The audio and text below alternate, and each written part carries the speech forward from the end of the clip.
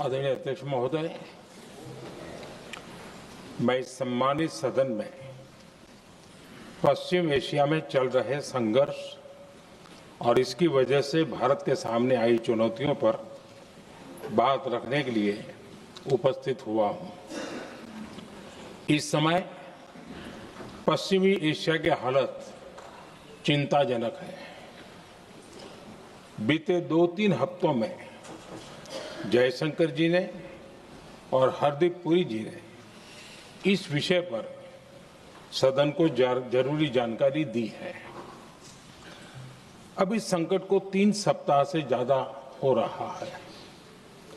इसका पूरे विश्व की अर्थव्यवस्था पर, लोगों के जीवन पर बहुत ही विपरीत असर हो रहा है।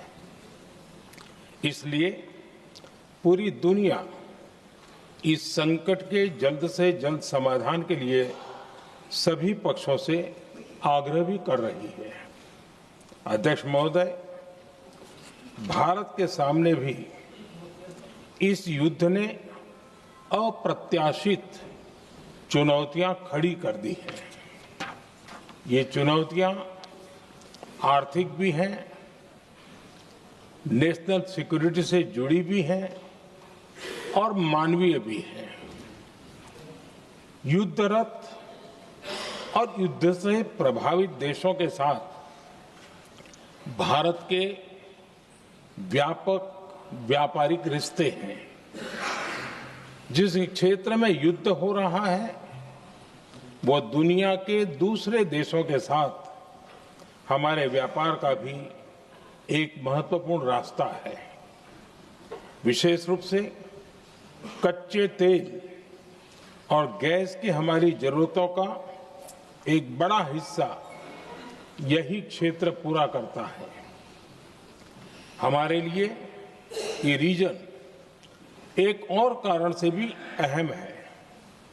लगभग 1 करोड़ भारतीय खाड़ी देशों में रहते हैं और वहां काम करते हैं। वहां समंदर में जो कमर्शियल शिप चलते हैं उनमें भारतीय क्रू मेंबर्स की संख्या भी बहुत अधिक है। ऐसे अलग अलग कारणों के चलते भारत की चिंताएं स्वाभाविक रूप से अधिक है। इसलिए ये आवश्यक है कि भारत की संसद से इस संकट को लेकर एक मत और एकजुट आवाज दुनिया में जाए।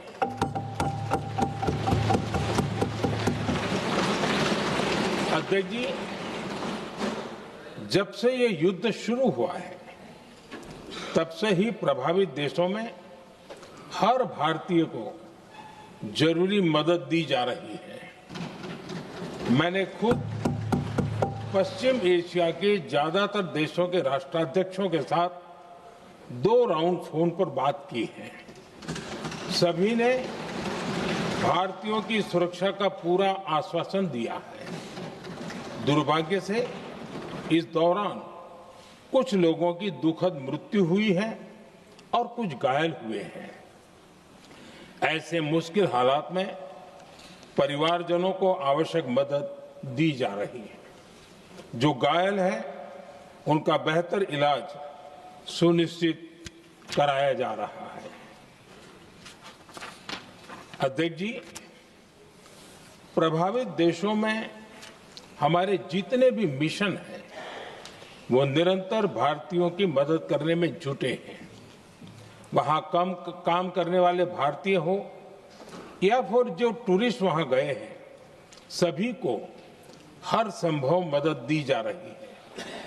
हमारे मिशन नियमित रूप से एडवाइजरी जारी कर रहे हैं। यहां भारत में और अन्य प्रभावित देशों में 24/7 कंट्रोल रूम और आपातकालीन हेल्पलाइन स्थापित की गई है। इनके माध्यम से सभी प्रभावितों को त्वरित जानकारी दी जा रही है। अध्यक्ष जी, संकट की स्थिति में देश विदेश में भारतीयों की सुरक्षा हमारी बहुत बड़ी प्राथमिकता रही है। युद्ध शुरू होने के बाद से लेकर अब तक 3,75,000 से अधिक भारतीय सुरक्षित भारत लौट चुके हैं। ईरान से ही अभी तक लगभग 1,000 भारतीय सुरक्षित वापस लौटे हैं। इनमें 700 से अधिक मेडिकल की पढ़ाई करने वाले युवा हैं। खाड़ी देशों में भारतीय स्कूलों में हजारों विद्यार्थी पढ़ते हैं।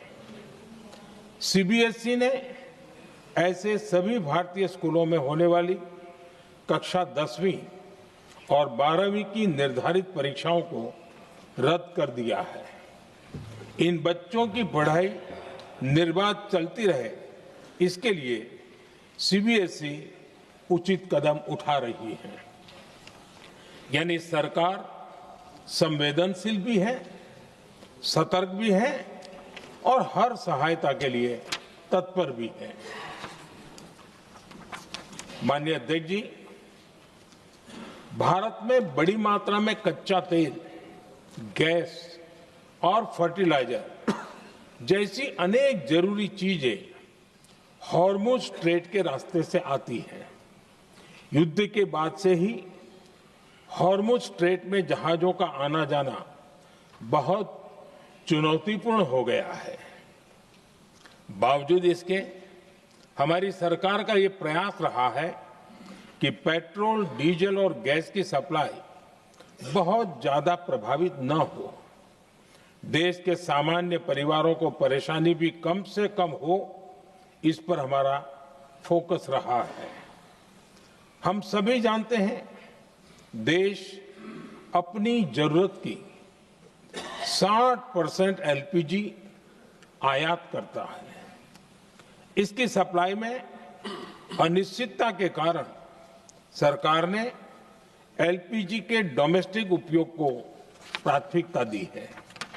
साथ ही एलपीजी के देश में ही उत्पादन को भी बढ़ाया जा रहा है।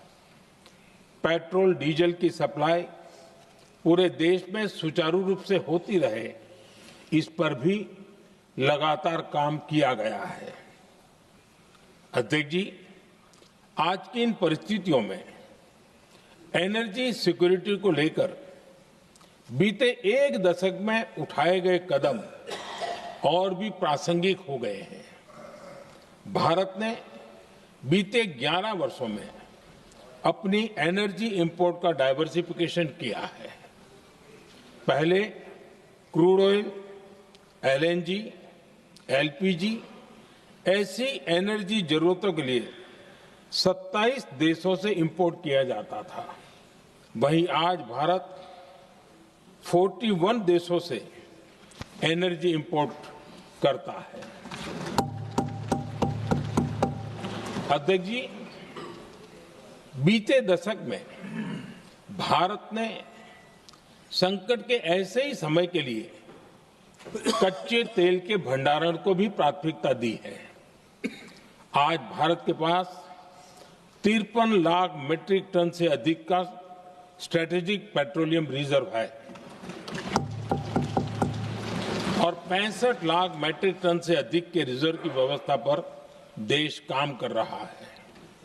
हमारी तेल कंपनियों के पास जो रिजर्व रहता है वो अलग है।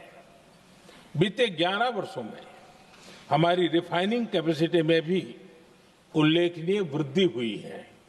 अध्यक्ष जी, सरकार अलग अलग देशों के सप्लायर्स के साथ भी लगातार संपर्क में है।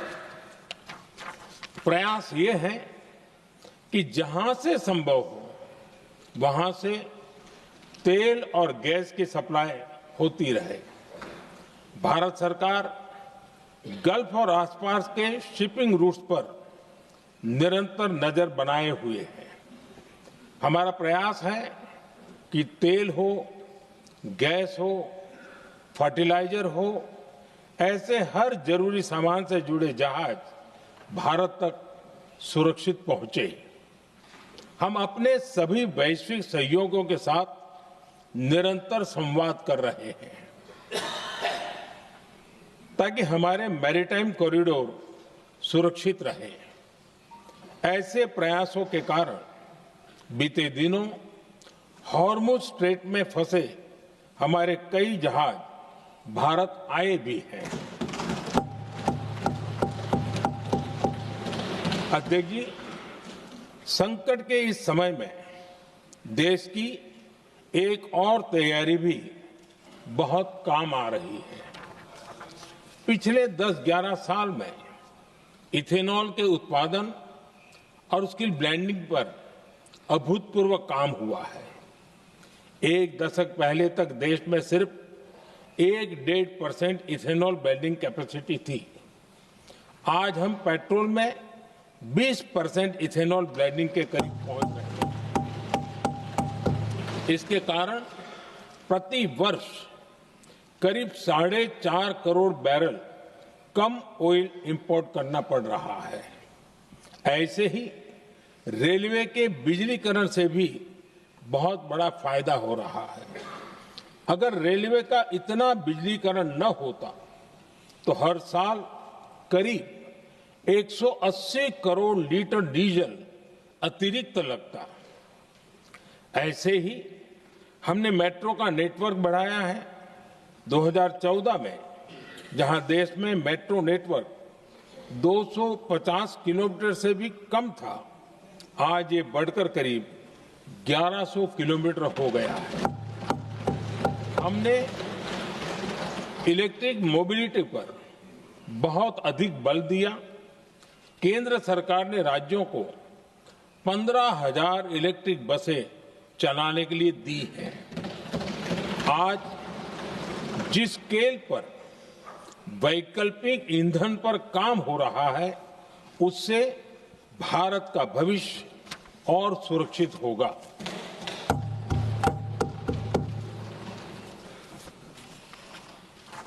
आदरणीय अध्यक्ष जी, हम जानते हैं कि एनर्जी आज इकोनॉमी की रीढ़ है और ग्लोबल एनर्जी नीड्स को पूरा करने वाला एक बड़ा सोर्स वेस्ट एशिया है।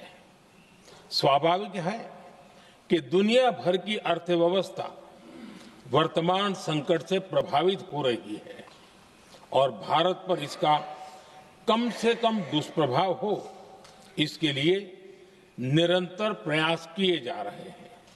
सरकार इसके शॉर्ट टर्म, मीडियम टर्म और लॉन्ग टर्म ऐसे हर असर के लिए एक रणनीति के साथ काम कर रही है। आज भारत की इकोनॉमी के फंडामेंटल्स मजबूत है। इससे भी देश को बहुत मदद मिली है। हम हर सेक्टर के स्टेक होल्डर्स के साथ चर्चा कर रहे हैं। जहां भी जरूरत है उस सेक्टर को आवश्यक सपोर्ट दिया जा रहा है। भारत सरकार ने एक इंटर मिनिस्ट्रियल ग्रुप भी बनाया है। ये ग्रुप हर रोज मिलता है और हमारे इंपोर्ट एक्सपोर्ट में आने वाली हर दिक्कत का आकलन करता है और ये ग्रुप आवश्यक समाधान पर भी निरंतर काम करता है। मुझे पूरा भरोसा है कि सरकार और इंडस्ट्री के साझा प्रयासों से हम परिस्थितियों का बेहतर सामना कर पाएंगे। माननीय अध्यक्ष जी, एक बड़ा सवाल ये है कि युद्ध का खेती पर क्या प्रभाव होगा। देश के किसानों ने हमारे अन्न के भंडार भर रखे हैं, इसलिए भारत के पास पर्याप्त खाद्यान्न है। हमारा ये भी प्रयास है कि खरीफ सीजन की ठीक से बुआई हो सके। सरकार ने बीते सालों में आपात स्थिति से निपटने के लिए खाद की पर्याप्त व्यवस्था भी की है। अतीत में भी हमारी सरकार ने दुनिया के संकटों का बोझ किसानों पर नहीं पड़ने दिया था। कोरोना और उस समय के युद्धों के दौरान उस समय भी ग्लोबल सप्लाई चेन में डिस्ट्रप्शन आ गई थी। दुनिया के बाजार में यूरिया की एक बोरी 3,000 रुपये तक पहुंच गई, लेकिन भारत के किसानों को वही बोरी 300 रुपये से भी कम कीमत में उपलब्ध कराई गई। अध्यक्ष जी, देश के किसानों को इस प्रकार के संकटों से बचाने के लिए भी बीते वर्षों में अनेक कदम उठाए गए हैं। पिछले एक दशक में देश में 6 यूरिया प्लांट शुरू किए गए हैं। इससे सालाना 76 लाख मैट्रिक टन से अधिक की यूरिया प्रोडक्शन कैपेसिटी जुड़ी है। इस दौरान डीएपी और एनपीकेएस जैसी खाद का घरेलू उत्पादन भी करीब 50 लाख मैट्रिक टन बढ़ाया गया है।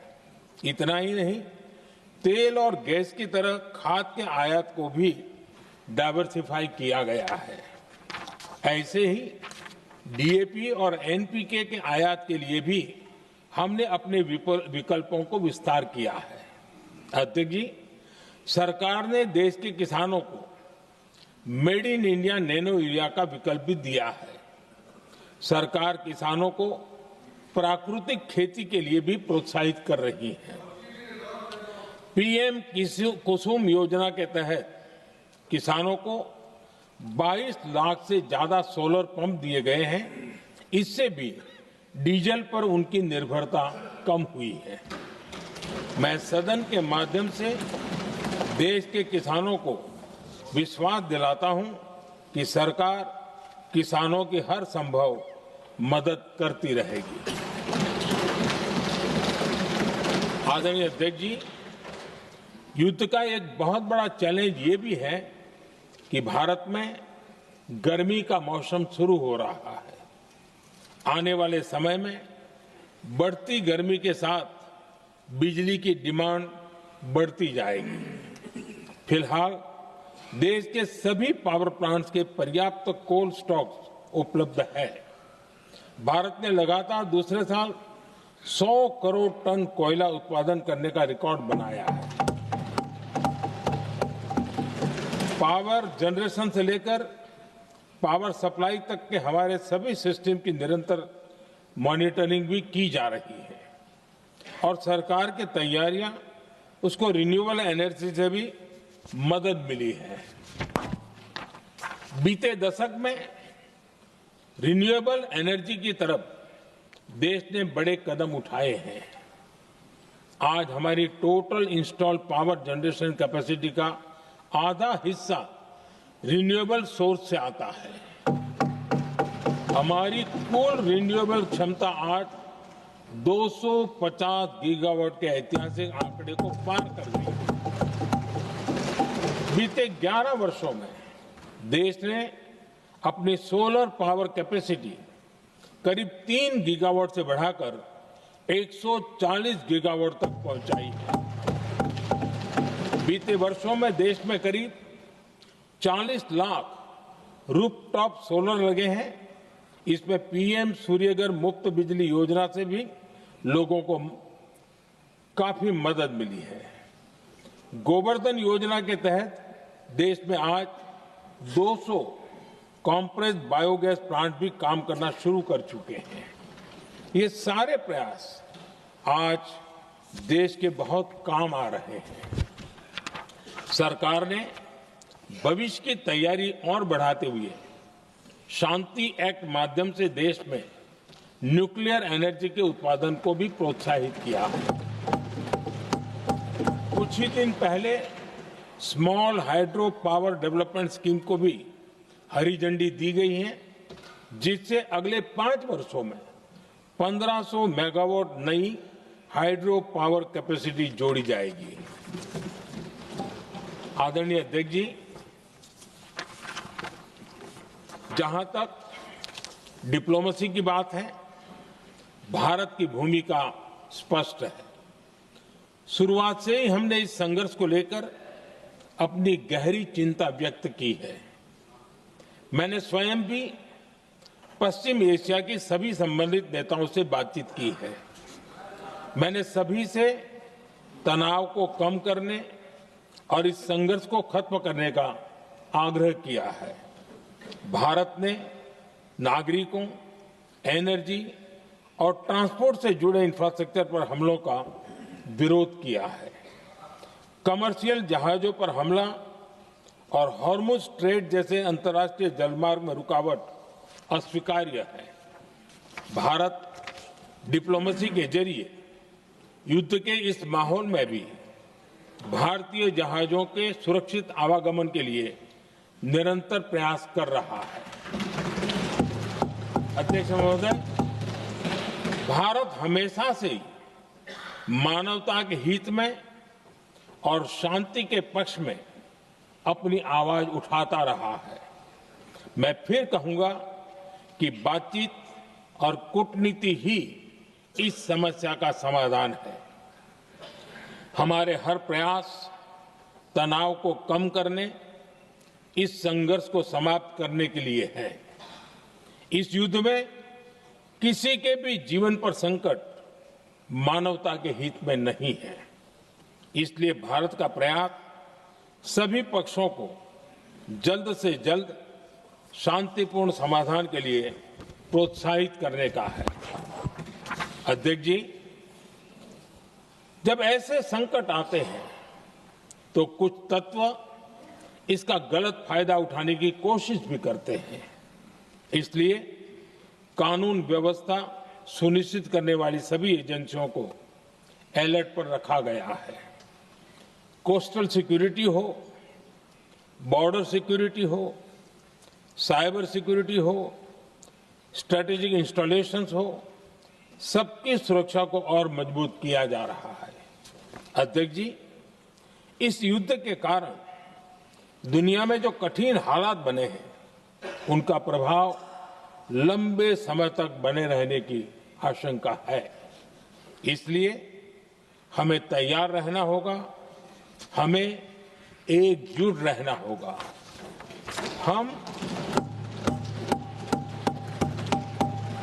हम कोरोना के समय भी एकजुटता से ऐसी चुनौतियों का सामना कर चुके हैं।